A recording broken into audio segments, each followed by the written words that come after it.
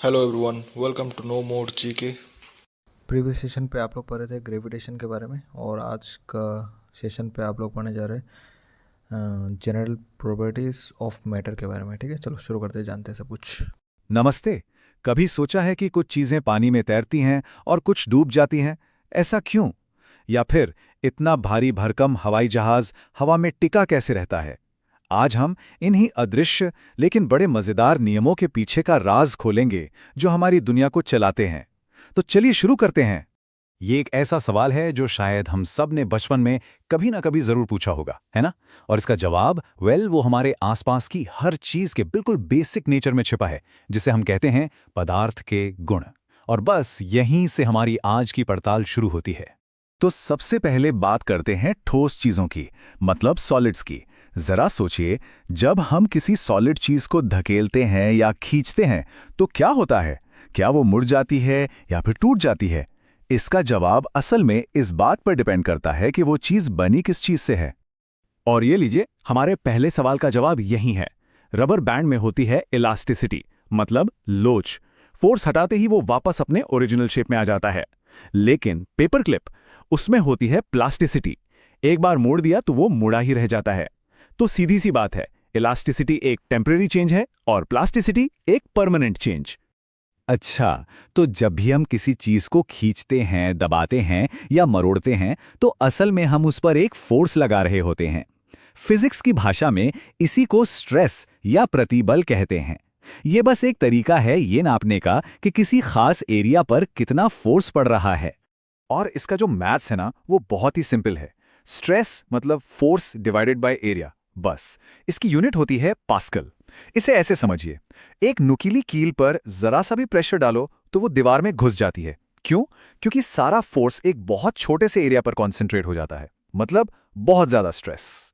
तो ठीक है, हमने स्ट्रेस लगाया, तो अब क्या होगा? जाहिर है वो चीज अपना शेप बदलेगी, राइट? बस इसी बदलाव को, इसी डिफॉर्मेशन को हम कहते हैं स्ट्रेन या विकृति। ये बस ये नापता है कि स्ट्रेस की वजह से चीज कितनी बदली। स्ट्रेन को नापना भी कोई मुश्किल काम नहीं है। हम बस ये देखते हैं कि चीज की लंबाई में कितना बदलाव आया और उसे उसकी ओरिजिनल लंबाई से कंपेयर कर लेते हैं। और क्योंकि ये सिर्फ एक कंपैरिजन है, एक रेशियो है, तो इसकी कोई यूनिट नहीं होती। ये बिल्कुल परसेंटेज की तरह हमें बताता है कि कोई चीज अपने ओरिजिनल साइज के मुकाबले कितनी खिंच गई या सिकुड़ गई। तो सॉलिड्स की कहानी तो समझ आ गई, लेकिन दुनिया में सिर्फ ठोस चीजें ही तो नहीं हैं। तो चलिए अब सॉलिड्स की इस रिजिड दुनिया से निकलकर लिक्विड्स और गैसों की बहती हुई दुनिया में चलते हैं। यहाँ के नियम थोड़े अलग हैं। कभी सोचा है कि जो बड़े बड़े डैम होते हैं वो नीचे से मोटे और चौड़े क्यों बनाए जाते हैं? इसका कारण है लिक्विड प्रेशर। आप पानी में जितना नीचे, जितना गहरा जाएंगे, आपके ऊपर पानी का वजन उतना ही बढ़ता जाएगा, और प्रेशर भी।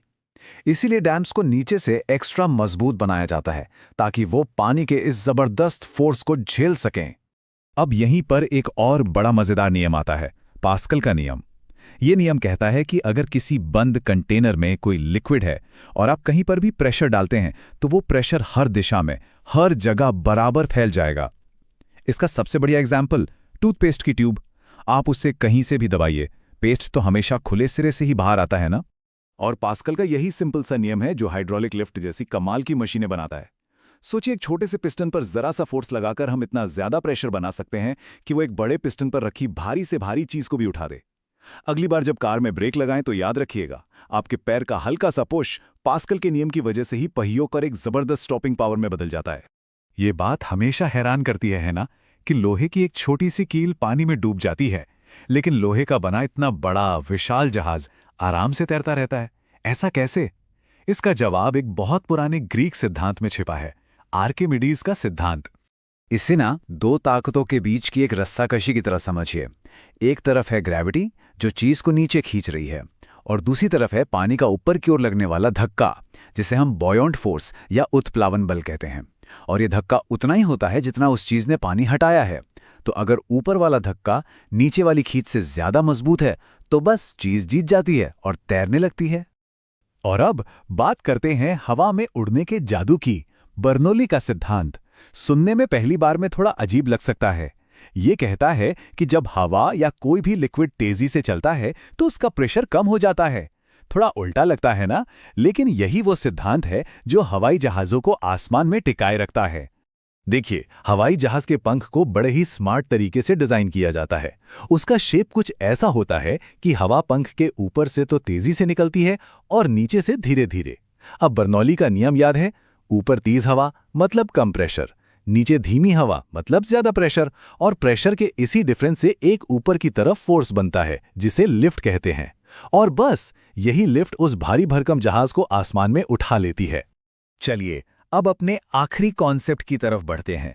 ये मोशन यानी गति के बारे में है, पर किसी भी आम मोशन के बारे में नहीं, बल्कि उस रिपीटेटिव रिदमिक मोशन के बारे में जो हमें नेचर में हर जगह दिखाई देती है। और हमारा ये आखिरी कॉन्सेप्ट है ऑसिलेटरी मोशन या दोलन गति।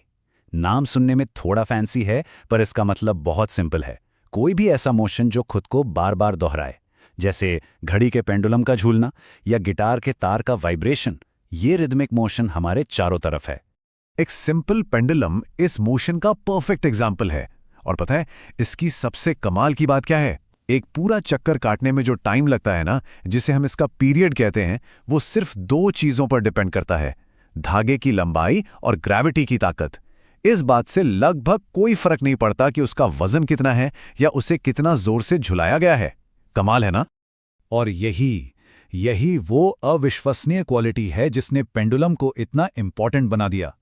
चाहे पेंडुलम थोड़ा सा झूले या थोड़ा ज्यादा, छोटे स्विंग्स के लिए एक चक्कर पूरा करने का टाइम हमेशा एक जैसा ही रहता है।